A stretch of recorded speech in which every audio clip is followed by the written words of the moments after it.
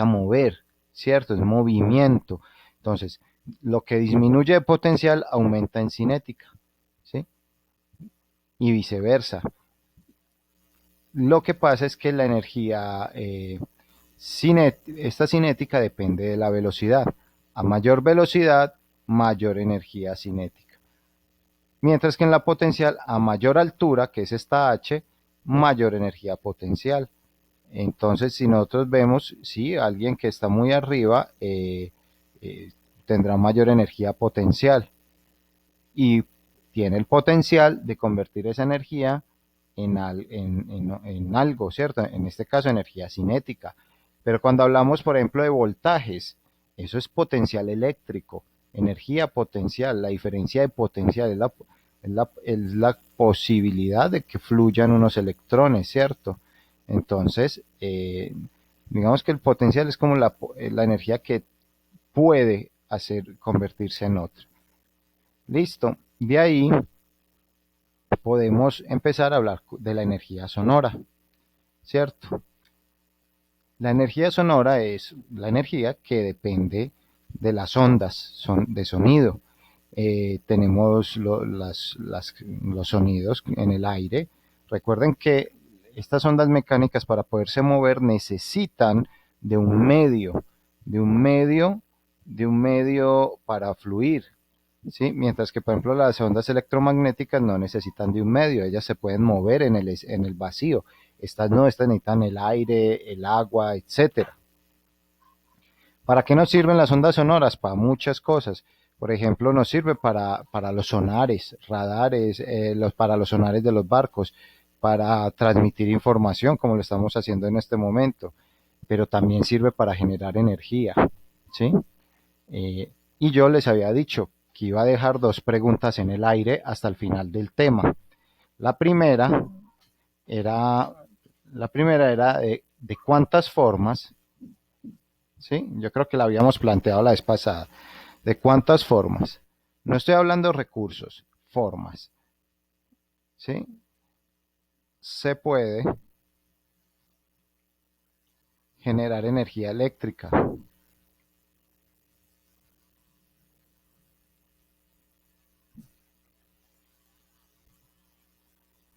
¿sí? Y que yo les apostaba Pues que, dime, José. las energías renovables son básicamente cinco. Sí, pero ojo pues que yo estoy hablando formas, no el medio de explotación, para que vamos analizando. Por eso la voy a dejar hasta el final, para que al final la respondamos. Yo le apuesto por dos, ¿sí? Yo le apuesto por dos y obviamente no lo aseguro, digamos que puedo equivocarme, no es posible. Y digamos que habría una posibilidad de una tercera, pero está basada en el fundamento de una de estas dos. Entonces yo apuesto por dos. Vamos a ver si ustedes me dicen más, pues excelente. Y la segunda pregunta era cómo generar energía eléctrica. Ahí eléctrica. Energía eléctrica. Eh, con el sonido. Entonces, ahí voy a dejar esas dos. Y ahorita las seguimos, ahorita las analizamos. Listo. Vayan pensando, analizando en esto. Listo. Vayan analizando para que empiecen a ver por qué yo estoy diciendo que dos cuando hemos mencionado un montón, ¿cierto? Vamos a ver, vamos a analizar por qué. ¿Sí? Ahí queda la pregunta abierta. Bueno, tenemos la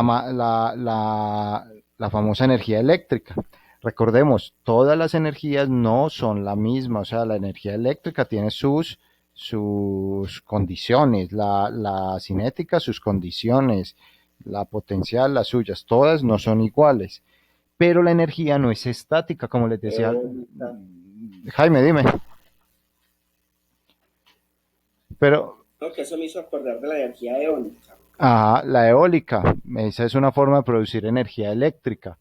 Es transmitir la energía cinética del aire a un molino para que se convierta en energía eléctrica. Entonces, tenemos que eh, hay muchos tipos de energía, entonces no las podemos confundir. Que ella no es estática, no, ella se está transformando una en otra y esa en otra y esa en otra y la energía está fluyendo todo el tiempo, por eso es tan difícil almacenarla. Es muy inquieta, ¿sí? Entonces nosotros tenemos que la energía eléctrica la producimos en plantas, bien sea granjas eólicas, granjas solares, termoeléctricas, termonucleares, hidroeléctricas, etcétera, y fluyen por unos ductos como unas tuberías. Realmente la energía eléctrica simplemente son un montón de electrones caminando, andando como por unos cables. Es como los acueductos, el agua va por los tubos. En la energía eléctrica es lo mismo. Los electrones fluyen por unos cables, esos serían como los tubos, y eso es la energía eléctrica, un montón de electrones andando por unos cables, ¿sí? Eh, de estas fuentes de generación pasan por todas esas tuberías llamados cables y llegan a subestaciones. Ustedes han visto la subestación que hay al lado del Viva Envigado, la subestación que hay en Caldas, pues hay en la variante de Caldas. Bueno, hay un montón de subestaciones incluso algunas empresas tienen subestación también. ¿Sí? Entonces, por ejemplo, cervecería tiene su propia subestación, ¿sí? Fabricato tiene su propia subestación, etcétera. Y esa energía fluye hasta nuestras casas. Entonces, un tomacorriente es como la llave del agua que está cerrada.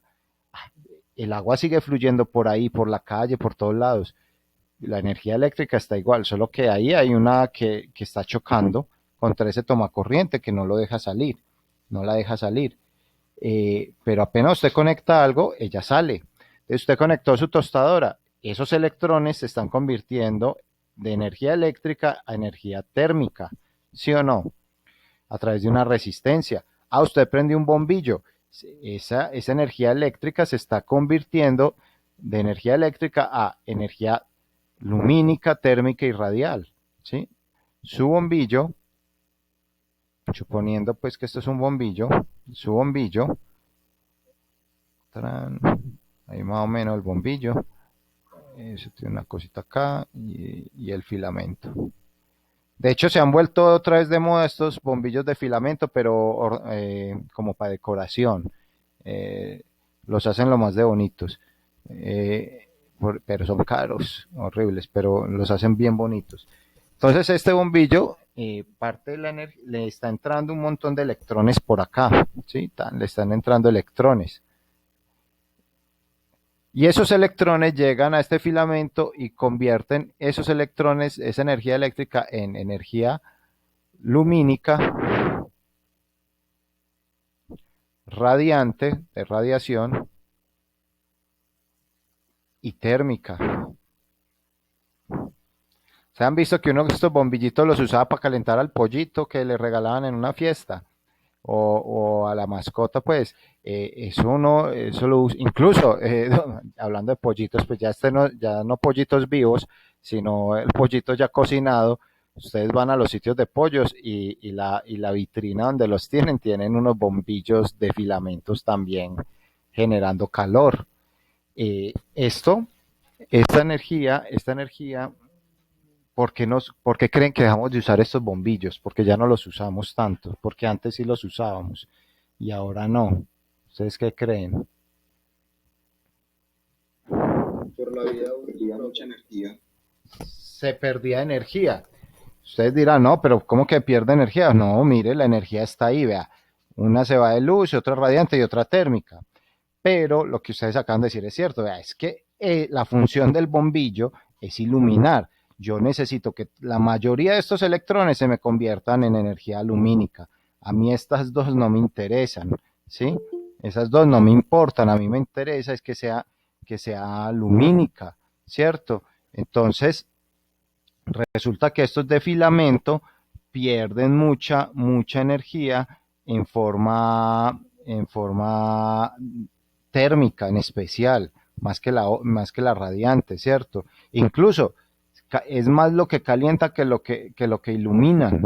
Entonces, son de muy mala, ¿cómo se diría?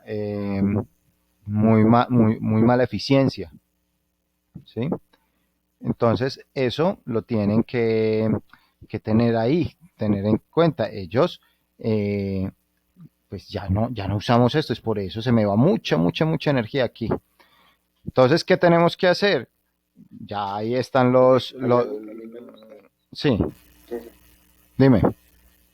a mí me gusta mucho destacar y es el hecho de cómo idearon esto. O sea, es que me parece una obra de arte porque es que dijeron, vale, sabemos cómo iluminar un filamento y cómo hacemos nosotros para que no se queme. Metámoslo en el vacío. Me parece Ujú. esa una solución súper ingeniosa para la época y de verdad muy creativa. Y que hoy en día usamos eso para todos, para los LEDs, para Es, todo lo que tenga que ver con eso. es correcto. Ahí que me hiciste acordar de una discusión que tenía con un amigo, ahorita se las cuento. Eh, para redondear esta idea, pues ya nosotros usamos los LEDs y los bombillos LED porque los LED también pierden energía térmica, también se calientan, pero no tanto como estos. Están también estos ¿cómo se llaman? Los ahorradores, los de neón, pero ellos ya también tienen otros componentes de contaminación y gastan también mucha energía. Edison, que fue al quien se le atribuye esto, aunque Edison tenía un montón de gente ahí esclava trabajando para él, un montón de estudiantes, incluso Tesla trabajó para Edison, y como Edison no le daba crédito por sus inventos, Tesla se fue, le renunció. Pero ahí es otro elemento de poder, eh, donde hay poderosos y otros no tan poderosos. Pero bueno, que el pobre Tesla murió en la miseria. Eh, lo que yo les decía ahorita, lo que está diciendo Sebastián es que es muy teso llegar a este invento. O sea, cómo me imagino esto y cómo voy llegando de a poquito. Hay algo que se llama, que nosotros, yo tenía una discusión con un amigo y es que hay algo que se llama la ciencia de día y la ciencia de noche. Por ahí hay una conferencia, no recuerdo el nombre del tipo, y él habla que hay ciencia de día y ciencia de noche. ¿Ustedes saben qué significa eso? Y no significa el horario en el que les tocó. No, vea, ciencia de día es lo que nos... Lo que se puede inventar por el día y lo que se puede inventar por la noche. No. Ciencia de día significa todo lo que nos muestran, la parte de la ciencia que nos muestra, ¿sí? A nosotros nos mostraron este bombillo, ¿sí o no? Pero no nos mostraron los 2000 bombillos que fracasaron, ¿sí? A nosotros nos mostraron esto. Por ejemplo, los ingleses inventaron el paracaídas. Pues claro, nos mostraron a un inglés tirándose en paracaídas. No nos mostraron los otros 99 que se estrellaron contra el piso, ¿sí? Ustedes han visto medicamentos que dicen peligroso para las mujeres en embarazo. Ustedes no se han preguntado cómo saben que es peligroso para una mujer en embarazo, ¿sí? Esa es la ciencia de noche, lo que no nos cuentan porque es atroz, ¿sí? ¿Cómo saben que es peligroso para una mujer en embarazo? Lo tuvieron que haber dado a una mujer en embarazo. Es la única forma de saberlo, ¿sí? Ahora nos muestran, por ejemplo, la vacuna del COVID. Esa es la ciencia de día. Nos están mostrando una vacuna. ¿Qué hay detrás de esa vacuna? Eso no nos lo muestran, ¿sí? Entonces, la ciencia es brutal también, como la naturaleza. La ciencia es brusca y hay experimentos muy bonitos, inventos muy bonitos, pero lo que hay detrás es fuerte, no es apto para cardíacos, por Eso decirlo así. resulta de prueba y error. De todas maneras, seguimos usando la prueba del error. No hay otra opción. Es que La única forma de validar, mire, ahora estábamos hablando de la teoría del todo. La única forma, y teorías hay un millón, miles de millones, pero la única forma de evidenciar una teoría es experimentalmente. Si una teoría no se logra experimentar, no hay nada. Y si la ciencia no se logra evidenciar, no hay nada. Entonces, piensen mucho en eso cuando ustedes vean eh, ese tema. Por ejemplo, porque cuando usted va al aeropuerto y va a pasar por el detector de metales, ahí hay un letrero, no apto para los que tengan marcapasos. ¿Cuántos se les infartaron ahí antes de que pusieran el letrero? ¿Sí? Esa es la ciencia de noche, lo que no nos muestran. Y eso es bien bonito, pues, pero bien brusco. Sí, Fabio, ibas a Profe, decirnos algo, Dino. un- una, una, una pregunta con relación a lo que acaba de decir. Sí, Eh, pues no he estudiado mucho digamos, la ciencia, ni los inventos, ni la investigación, pero, profe, la naturaleza es muy sabia. Nosotros somos los que abusamos de la naturaleza. No es que la naturaleza le cobre a uno, sino de que todos esos desastres, todo lo que pasa, es por obra de los seres humanos, porque yo veo, digamos, y donde hay personas que tienen armonía con la naturaleza y allá no hay derrumbe, no hay incendios forestales, no hay desbordamientos de quebradas ni de ríos, sino que nosotros nos hemos empeñado, primero, no sé usted en qué parte vive, pero yo creo que usted ha visto de pronto las canalizaciones que nosotros tenemos que le quitaron espacio a la quebrada, que la gente construya al lado y lado de las quebradas. Entonces, en esa parte me parece que el equilibrio lo estamos perdiendo nosotros, porque la naturaleza tiene su equilibrio y muy justificado. Y nosotros pues nos aprovechamos, mire esas deforestaciones que hay. Eso en el Amazonas cada vez tumban más árboles, cada vez siembran más productos que le hacen daño a la humanidad, pero no tomamos conciencia de eso. lo que pasa es que eso es muy cierto, Fabio, y es que, vea, ahí dijiste muchas cosas que uno puede tocar, vea.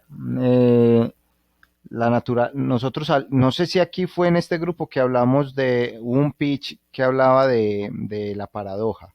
No sé si fue en este grupo o en el otro, o en el 430, pero hablábamos de la paradoja. Y es que el hombre es una paradoja, porque el hombre es el problema y la solución de lo que hay en el mundo, ¿sí? Es el que causa el problema, pero también puede causar la solución. Y si usted se siente, yo les recomiendo algún día siéntese a hablar a escuchar a un biólogo, ni que hablar, es que les cuente algo, un biólogo. Los biólogos son muy que, como la palabra no por decir cruel, pero son pragmáticos. El biólogo, un biólogo le va a decir a usted, vea, la tierra no necesita que usted la salve, usted simplemente no haga nada. No, la tierra no necesita que usted la descontamina, necesita es que no la contamine, ¿sí? Si usted no la descontamina, ella solita se recupera, pero nosotros por tratar de hacer bonito terminamos haciendo feo. Y lo que decía, Porque, por ejemplo, yo una vez hablando precisamente con un biólogo, él me estaba contando el tema de los manglares. Los manglares son esos árboles que hay en las costas. necesitan agua salada y dulce. Exactamente. Eso, o sea, últimamente con la tala de árboles se han estado quitando esos manglares.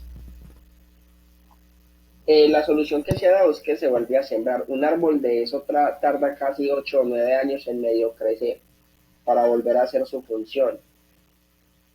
Entonces, él lo que nos dijo fue que cuál es la solución, cortarlos y volverlos a plantar o dejarlos que sigan con su ciclo. Claro. Es que es eso, vea.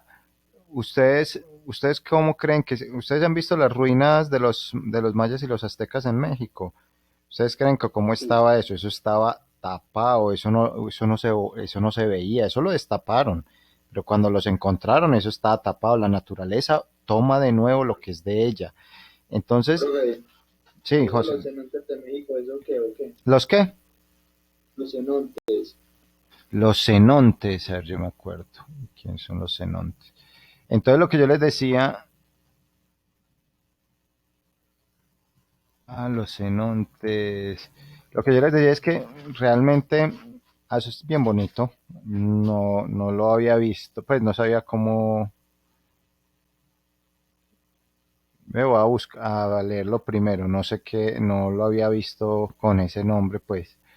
Cenote Jardín del Edén, Cenote Ique, Cenote Calavera. Están bien bacanos. Eh, Voy a mirarle y les cuento en estos días que son los cenotes. O un pitch de los cenotes, José, apenas es. No. Entonces lo que yo les decía, la naturaleza no nos necesita, nosotros somos los que la necesitamos y nosotros creemos que estamos en el centro y realmente somos parte. Y lo que decía Fabio, nosotros construimos al borde de la quebrada. La legislación ambiental dice que usted no puede construir a menos de 30 metros de un afluente de agua, Respetar 30 metros al lado. al lado y lado. Pero vaya, pues hágalos entender. Eh, Eso es un complique. Nosotros no respetamos la naturaleza, hay que respetarla. Eso sí es bien importante. No, no seas a decir algo, Elkin. Ya, pero que están hablando mucho por compartir es que se ha conocido que a lo largo de la historia la naturaleza no necesita del hombre para seguir su curso. Y ahí es donde miramos esa teoría de que quién es la especie invasora, Sí, no sé. quiénes son los que están intentando construir después de todas esas demostraciones en la montaña de Las Palmas y cada vez subiéndose más al hilo o subiéndose más por el lado de Manrique, que ya están sobre la parte alta de Santo Domingo, que ya está ahí sobre las columnas del Parque Arví, o aquí en Robledo metidos ahí bajo el Cristo del Picacho en esa montaña de rocas. Así somos nosotros. Y es que es eso, o sea, yo sé que hay necesidades humanas, pero uno tiene que ser consciente, o sea, el hecho que alguien lo haga no quiere decir que yo lo tenga que hacer.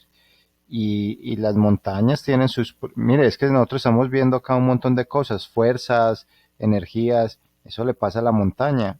La montaña tiene su límite y si usted rompe los límites, ella reacciona. No hay otra opción, ¿cierto? Entonces, ella tiene sus límites y no podemos violar esos límites, ¿cierto? Bueno, entonces, Mismo lo decía Jaime, no es solo mirar los manglares, usted mire todas las especies eh, en flora y así es como que 8 años puede coger cualquier otro árbol, la que hay muy bien. Imagínense esa ceiba que hay ahí en el jardín botánico. Si ajá. llegaran a talar ese árbol, cuánta historia y cuánta vida están destruyendo ahí. Es que, vea, yo por ejemplo les doy razón a la gente en Envigado. Yo no he ido en Envigado, pero yo por ejemplo les doy razón a los que protegen el túnel verde. Que eso levantaron la sanción y en una madrugada un domingo les bajaron la mitad de los árboles. Eh, Esa gente que protege el túnel verde, yo les doy la razón. Es que son árboles que dan tranquilidad, paz, sombra, refrigeran el espacio. Yo digo, bueno, ¿y dónde están los ingenieros que no son capaces de rediseñar la ruta del Metroplús que van a tirar por ahí? Yo les hago una pregunta a los que conocen la 30 por donde baja el Metroplús. El Metroplús está desde el año 2013, ¿sí? Llevamos alrededor de 7 años de Metroplús. Miren los árboles que hay por toda la 30. En la 30 habían árboles muy grandes. Hoy en día la 30, por ejemplo, y la 33 son dos avenidas súper calientes. O sea, usted a una hora al mediodía en esas avenidas, usted no se aguanta porque no encuentra una sombra, ¿sí? y mire esos revejidos como están en la 30, unos arbolitos ahí que llevan No, es que 7 años creciendo y todavía no dan sombra ni a un pajarito. Entonces, todos secos. o lo otro que yo decía, en el mundo son capaces de hacer trasteos de árboles y acá no somos capaces. Entonces, es eso, es empezar a ser como más, como a ser parte de la naturaleza y no creer que somos los dueños de. Y eso es, Y eso de los trasteos de árboles los hacen mucho en Canadá. sí, En Canadá un árbol se quita de una parte, pero tiene que ser plantado en otra. y en Bélgica, en muchas partes del mundo, eso ocurre por todos lados. Yo creo que nos hace falta como meterle un poquito más de ingeniería al asunto ahí, ¿sí? Pero bueno, Profe, pero me disculpa, sí, ahora que usted habla de tala de árboles, ¿usted se imagina cuántos han tumbado en este intercambio vial de Colombia y el metro claro. ligero que viene por los 80? De hecho, Yo tengo ahí unas imágenes de unos árboles y de unos árboles que habían ahí en toda la glorieta. ujú, No hay sino cemento, no han, pues dicen que van a sembrar 10.000 árboles, pero le van a meter es más cemento. Qué tristeza que, como dice usted, allá en Envigado, pues las personas que defendían ese túnel y acá las normas, pues si eso hacen con la naturaleza, ¿qué no pueden hacer con nosotros? no, y recuerden que pues bueno, esos ya son temas sociales. Yo a veces me pregunto por qué los buenos están manejados por los malos, pero bueno. Sí, allá en Colombia tumbaron unos cauchos muy grandes y se nota, y en San Juan también. Yo no soy muy amigo de ese metro de la 80, me parece que es una obra innecesaria, pero bueno, esa es la humilde opinión de mía. Eh, No, yo estoy de acuerdo con ella. Lo que hubieran preguntado es que aquí las obras se hacen porque sí o porque sí, a sí, mutuo propio del gobernante de turno. yo pienso Eh, que deberían unificar el sistema de transporte. Por ejemplo, uno mira los sistemas de transporte de Nueva York, de Chicago, usted con el tiquete de bus monta en metro, en bus, en todo.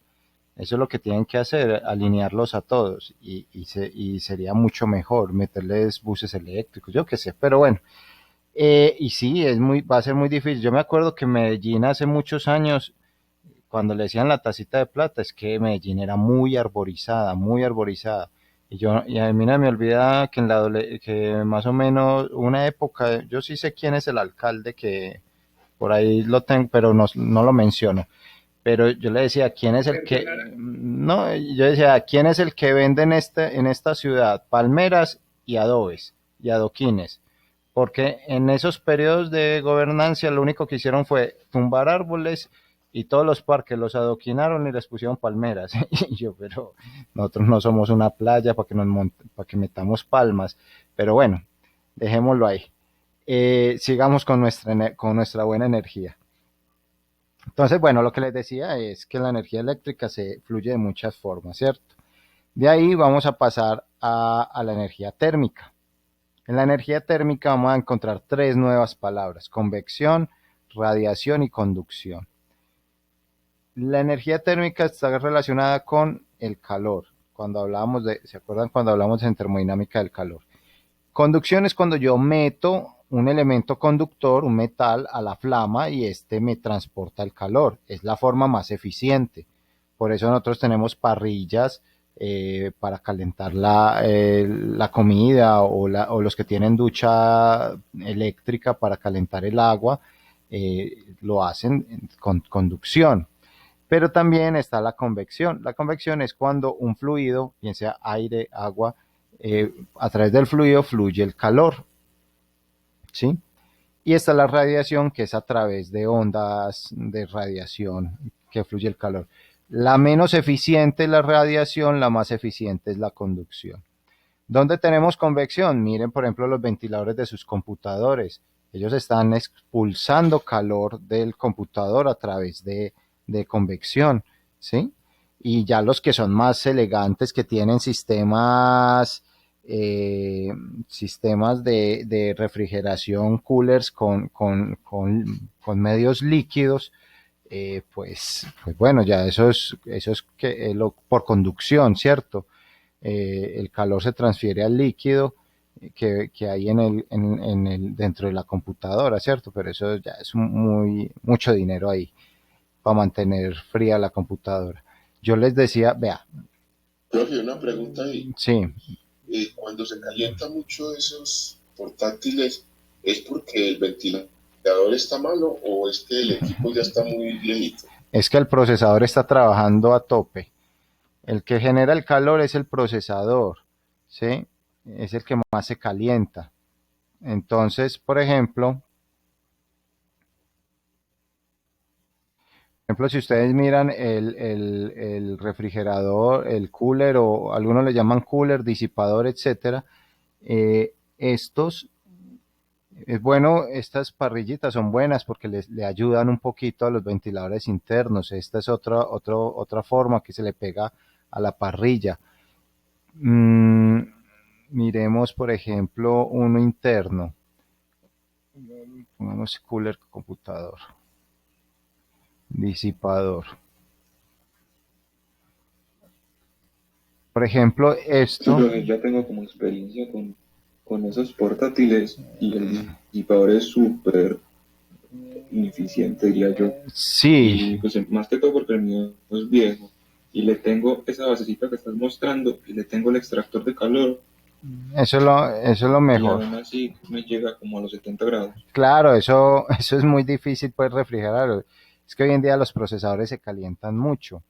Vea, por ejemplo, ustedes ven que este es un ventilador, pero ellos tienen, bueno, un portátil lo que tiene es un tubo de estos de cobre que va del procesador al ventilador.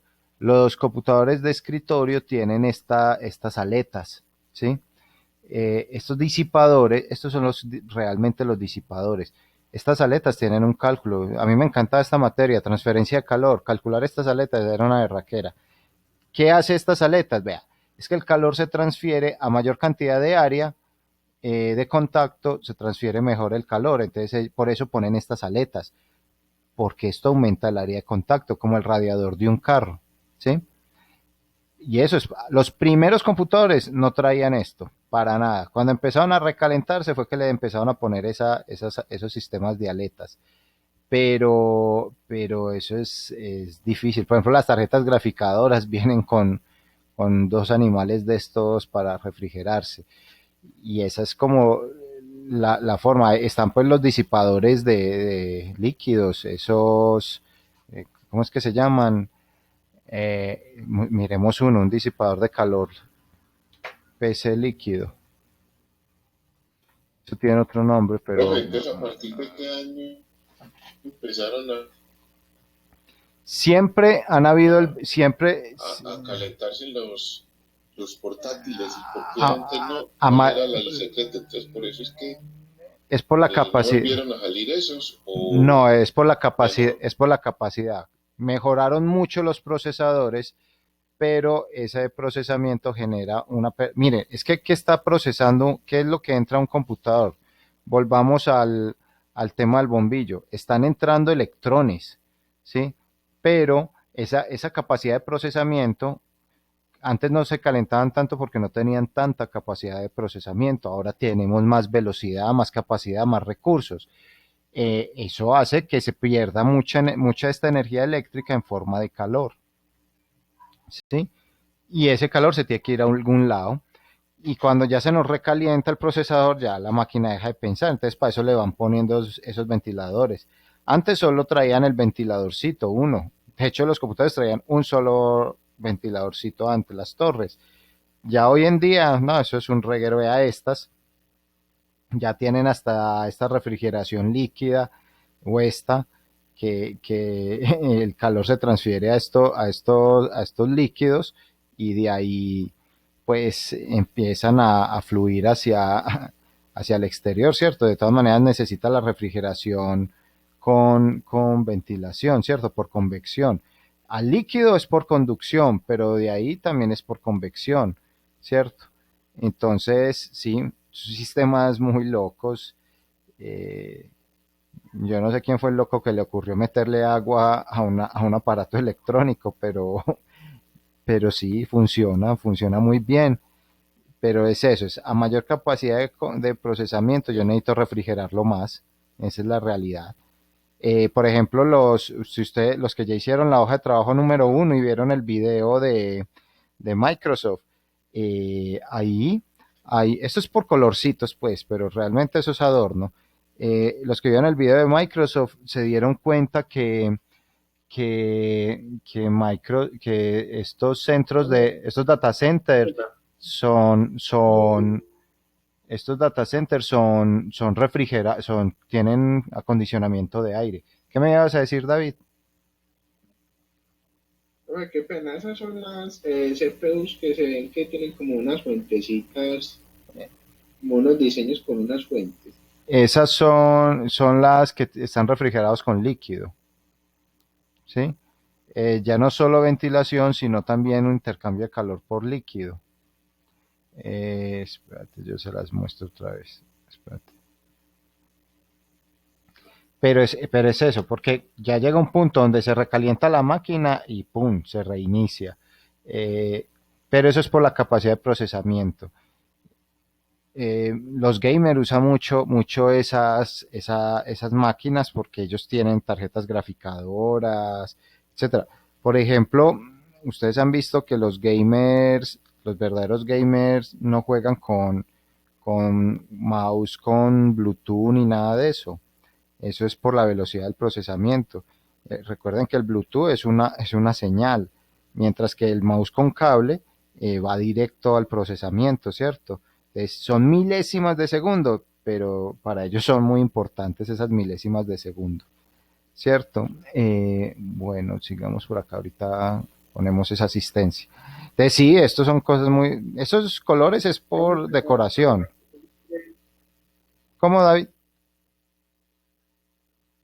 Ah, no, entonces es decoración o No, cumplen no, los colores a la CPU. los colores son decoración, los colores. Eso podría ser blanco y hace lo mismo.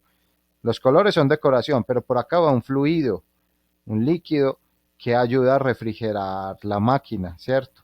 Recuerde que el calor del procesador pasa al líquido y el líquido saca el calor, ¿sí? Pero esto no es decoración, esto es para refrigerar la máquina. Ya es procesamiento muy alto que necesita mayor refrigeración. Pero también por ejemplo, yo les mostraba en el video de Microsoft, ellos lo suplen con ¿cómo se llaman? Mire, esto ya es transparente, esto no tiene colores. Los data centers son refrigerados con aires acondicionados, ¿cierto? Porque hay que mantener las temperaturas, ¿sí? Usted no tiene un aire acondicionado, entonces tiene sistemas de refrigeración. Hay muchos sistemas, pues, de refrigeración ahí. Eh, y eso depende, pues, de su velocidad de procesamiento, pues, de lo que usted necesita. Sigamos donde íbamos. Dime. Profe, Sí. donde cantidad de equipos tiene que ser así en frío como en las salas de cirugía o es variable de acuerdo a los equipos, porque me imagino que donde hay unos servidores grandes pues deben tener esa parte refrigerada o no, Sí, es el sí. ambiente normal. No, donde los servidores todos son refrigerados con aires acondicionados, eso es frío. Ahí en el video de Microsoft para eso es ese experimento que ellos están haciendo, para reducir el consumo de energía, para refrigerar. Pero sí, y por ejemplo, en una oficina tienen 20 computadores y no tienen aire acondicionado, el aire se calienta, el computador se calienta y en algún momento todo colapsa, ¿cierto? Entonces sí, estos equipos generan mucha energía térmica derivada de la energía eléctrica, ¿sí? Bueno, sigamos con esta. Tenemos la energía química, la conocemos mucho con las baterías, por ejemplo, son reacciones químicas. Las UPC, más que todo, siempre hay que refrigerar en los cuartos, las grandes. Ajá, es correcto. Eh, Recuerden que es que estas máquinas generan mucho calor, es que hasta el celular de ustedes, ¿cierto? Eso usted le tiene 10 aplicaciones abiertas y ese aparato se calienta. Eh, entonces, Claro, eso pienso yo. ¿Cómo hace? O sea, si el celular no tiene conducto como para sacar ese aire caliente, ¿cómo lo saca? él se refrigera con el aire ambiente y se refrigera con su mano. Y por ejemplo, si usted lo tiene pegado en el carro, a un gancho, pues a un clip para sostener el celular, es bueno que le prenda el airecito acondicionado debajo si está haciendo mucho sol, porque se le calienta y le deja de procesar, se le tuesta el celular. Y no se le tuesta de calor, sino se le tuesta de que ya no es capaz de procesar nada. Pero sí, él se refrigera con la mano de uno, con el ambiente, ¿cierto? En exterior. Pero no tiene, pero si usted lo tiene muy sobrecalentado, mucho trabajo, es mejor refrigerarlo. Bueno, acá, bueno, les hablaba de la energía química. Digamos que es de las únicas formas como tenemos la capacidad de almacenar energía, ¿sí? En baterías. Pero si nosotros quisiéramos almacenar toda la energía, tendríamos que hacer un cálculo muy grande. De toda la energía que produce una hidroeléctrica en una hora, necesitaríamos, yo creo que todas las baterías del mundo. O sea, no hay tanta capacidad, ¿cierto? Aparte de que esto exige un recurso material, ¿cierto? Unos minerales bien especiales. Entonces, digamos que es una energía portátil, y que han ido mejorando mucho, pero es difícil almacenar la energía química. Y también nosotros tenemos la energía bioquímica, las plantas. Ustedes cuando comen se producen reacciones químicas que generan energía en forma de ATP y eso produce la capacidad de moverse. O las plantas con la fotosíntesis, ellas también producen su propia energía. Eso es energía ya bioquímica. Profe, una pregunta. Dime. ¿Esas baterías o esas pilas las destruyen o las dejan así con el interior que tienen o qué proceso le hacen? Las que reciclan les hacen un proceso de separación, separan los materiales que son internos, por ejemplo, si son de litio, pues el litio lo recuperan y digamos que le hacen un proceso químico inverso para volverlo a reutilizar, ¿sí? Las Eso que produce radioactividad. no, pero Sí. pero por ejemplo las que ustedes botan si usted bota una pila a la caneca y eso va al relleno sanitario, esas pilas forman ácidos y esos ácidos sí son altamente contaminantes. Es mejor guardarlos hasta que uno las lleve a un depósito de baterías que uno a veces por perezoso, pero uno no debe ser perezoso en esas cosas. Uno pasa mucho por esas cosas, es como programarse, lo que yo les decía algún tiempo.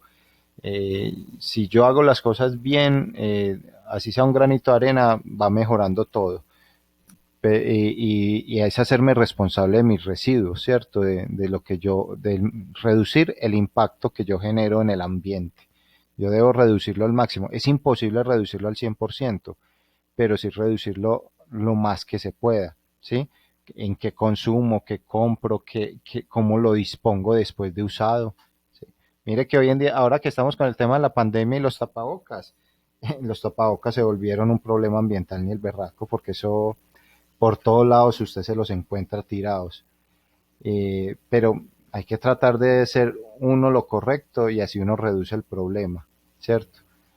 Bueno, tenemos la energía magnética. Los campos magnéticos pueden generar campos electromagnéticos y pueden generar inducción de energía, ¿sí?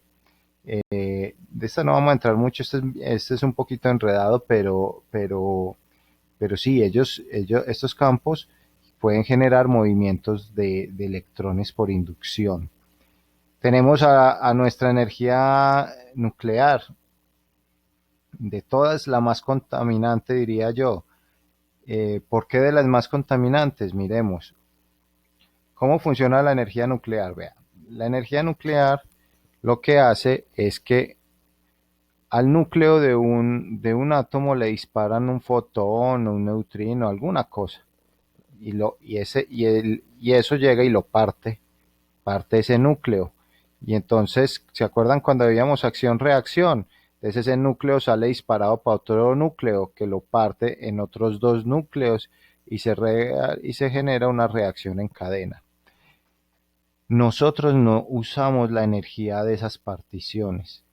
Nosotros lo que usamos es el calor que se desprende. Esto genera mucho calor, mucho calor.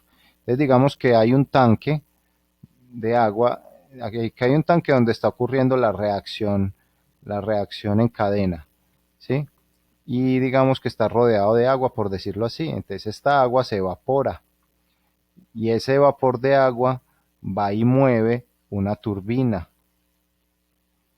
Y es el movimiento de la turbina el que genera la energía eléctrica, ¿sí? Pero nosotros no estamos usando la energía de esta partición, no, estamos usando solamente una porción mínima que es el calor que se desprende para evaporar agua.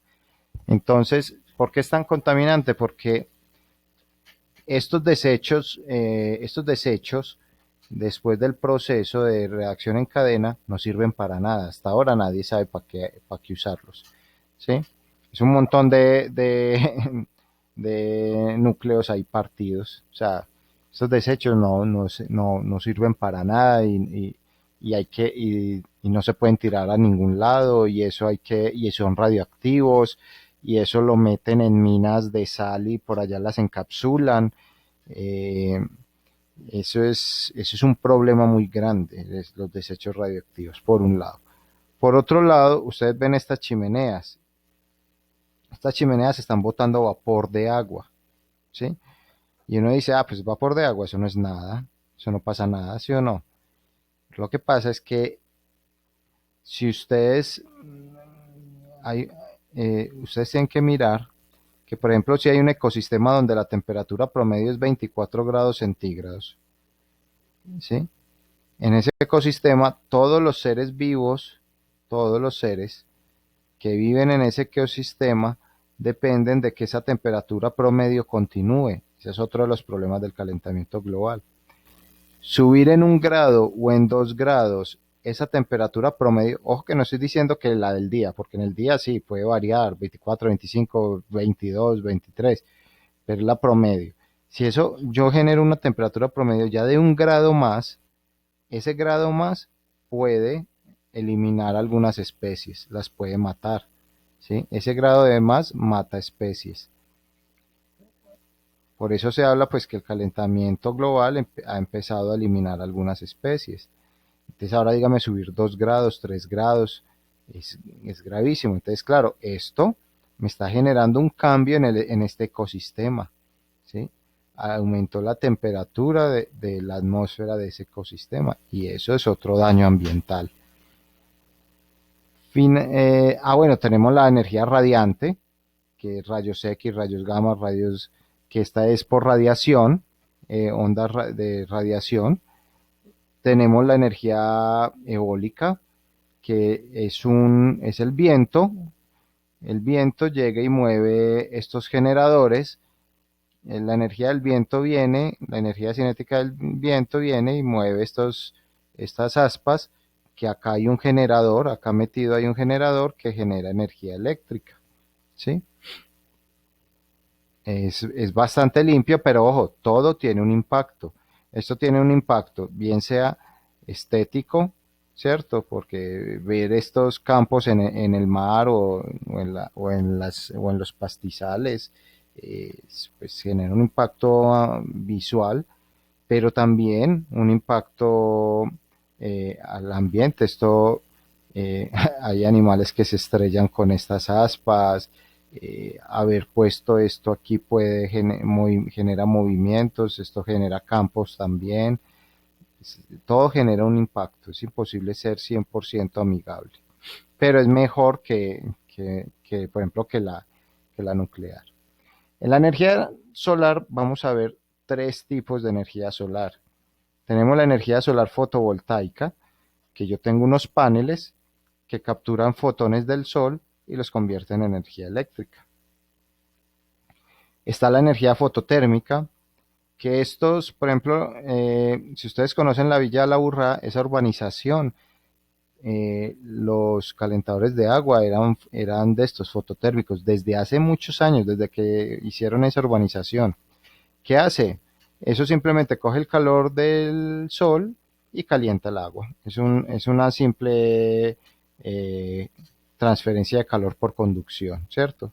Viene por convección, radiación y termina por conducción y calienta el agua. Acá no estoy usando fotones, solo estoy usando el calor del sol para calentar el agua.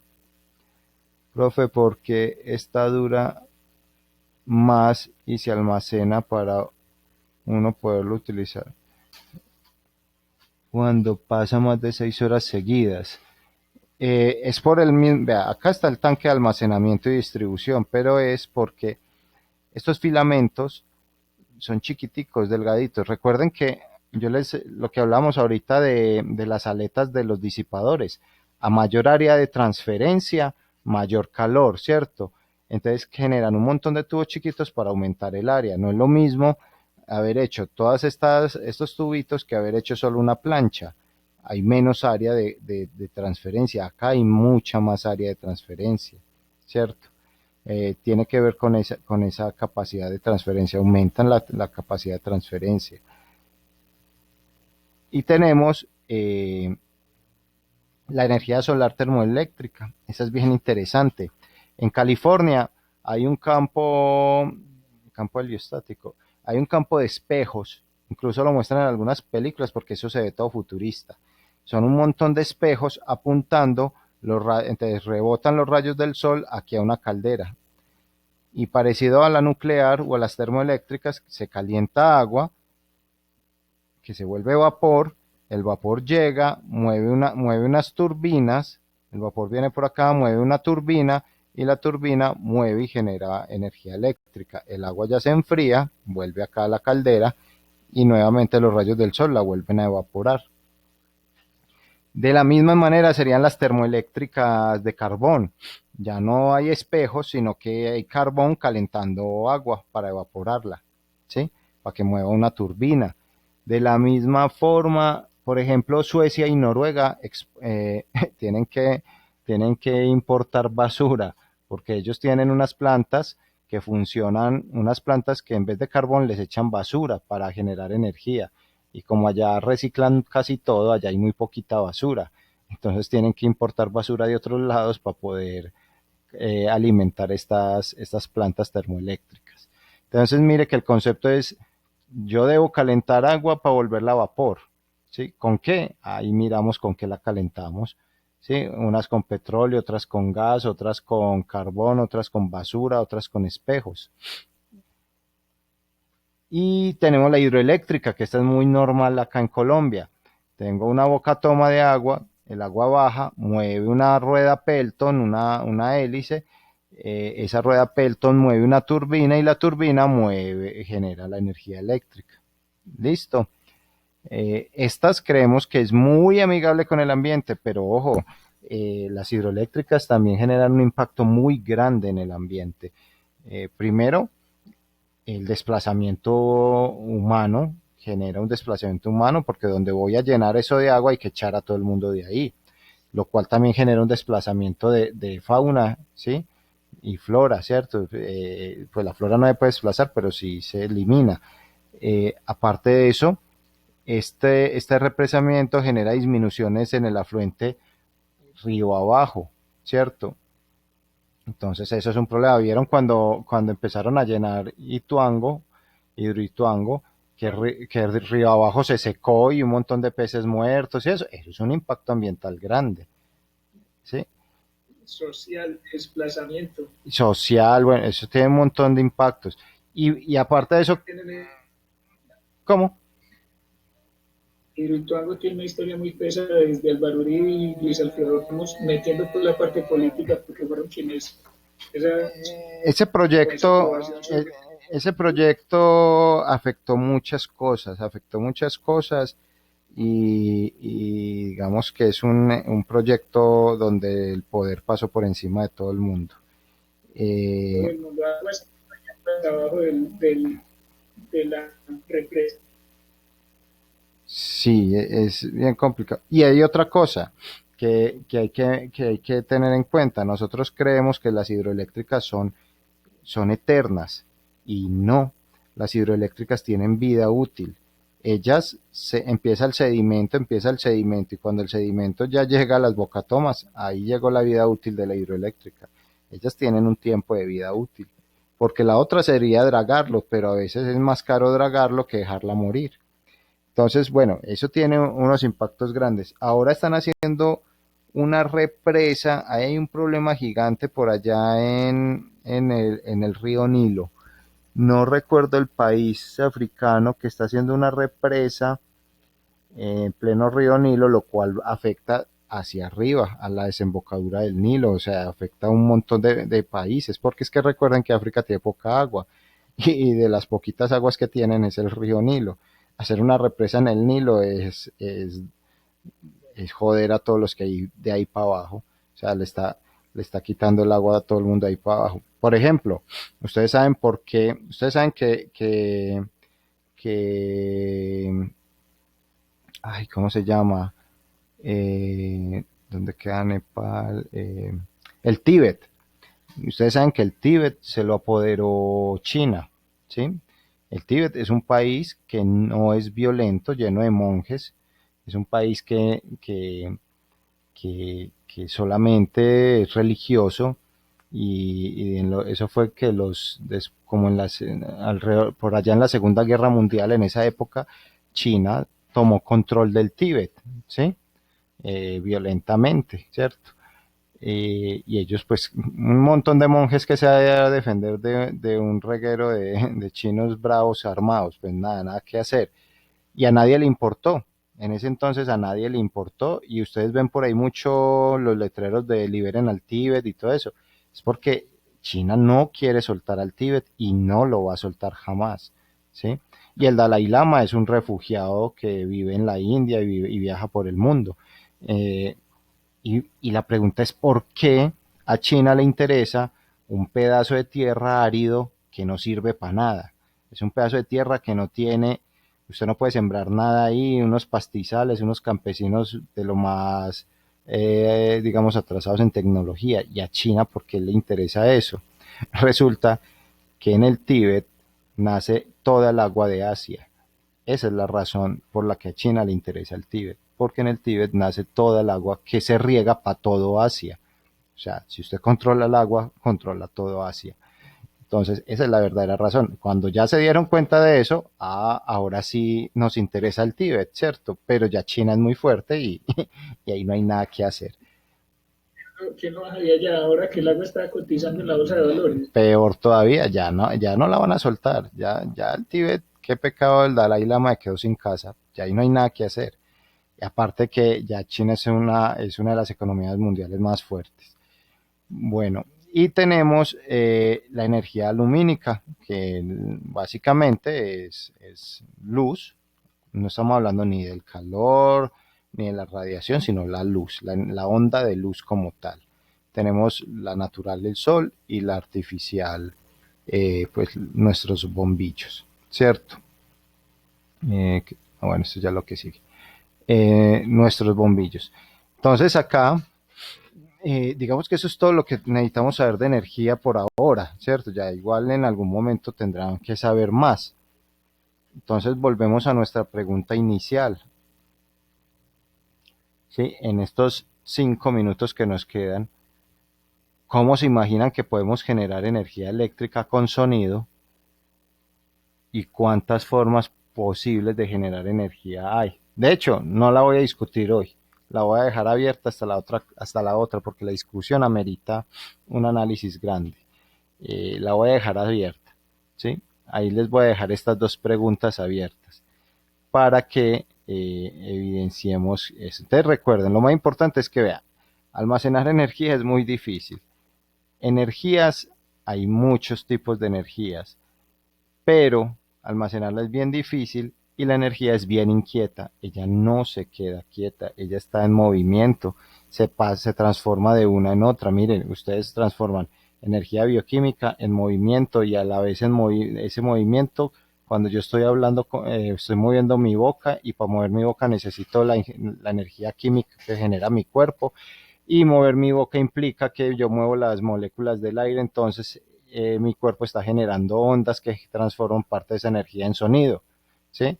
O sea, miren todas las energías que intervienen solamente en la acción de hablar, solamente, y seguramente hay más, porque para yo poder hablar y saber qué voy a decir, mi cerebro interviene, entonces ahí hay unos pulsos eléctricos, ¿sí? Electrones moviéndose por todas esas neuronas para saber qué voy a decir. Entonces, mire, solamente hablar, ¿cuántas contamos? Cuatro flujos de energía solamente para hablar, y creo que pueden haber más, ¿cierto?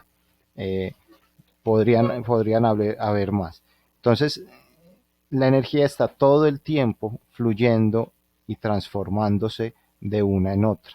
Sus computadores tienen un montón de flujos de energía. Yo les dejé ya los 3 talleres y la hoja en el chat, ¿cierto? Para que vayan mirando, a ver qué se les va ocurriendo, cómo van resolviendo. Están sencillitos. Yo sé que los hacen rápido. Con la guía ya tienen suficiente para hacerlo. Muchachos, preguntas, dudas, inquietudes, análisis, PQRs, quejas, reclamos, sugerencias. Profe, Profesor, viernes hay paso de presentar los quiz. No, todavía nos queda otra semana, la semana entrante todavía nos queda, pues hasta donde me cuento, esta es la tercera semana, ¿sí? profe, ese taller de el anterior a esto, eh, pues me quedé pegado en el del azúcar y el café. ¿Qué tipo de reacción química se produce ahí? Ninguna, ese es un cambio solo físico, porque ahí no hay reacción química. Las moléculas de azúcar siguen siendo azúcar dentro del café y las del café siguen siendo café. Entonces ahí ese es un cambio físico. Ahí no hay reacción química. Ahí hay una disolución. Y las disoluciones son cambios físicos. Ah, bueno, profe, Ok, muchas gracias. con gusto.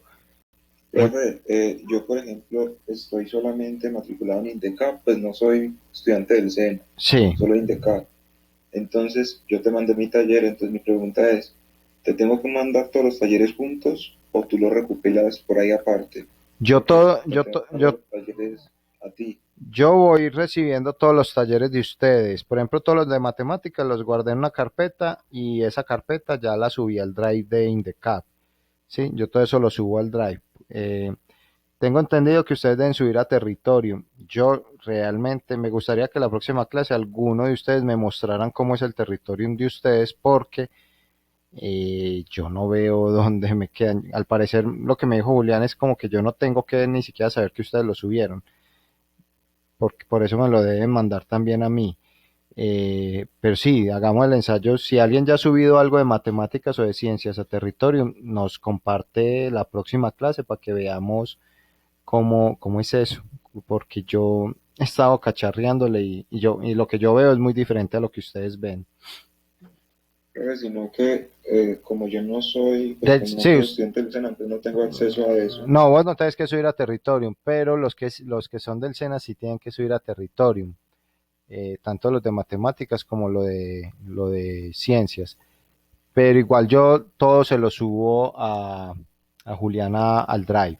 Él tiene acceso al Drive y él tiene ya las carpetas de todos los trabajos de matemáticas, de todos y apenas estamos armando la carpeta de ciencias, ¿cierto? Cuando ya estén todos, ya la subo yo al Drive de ellos. Listo, profe. Que me los mandes es suficiente. Listo. Listo. Ok. Muchachos, ¿alguna otra inquietud? A ver, paremos por aquí esto.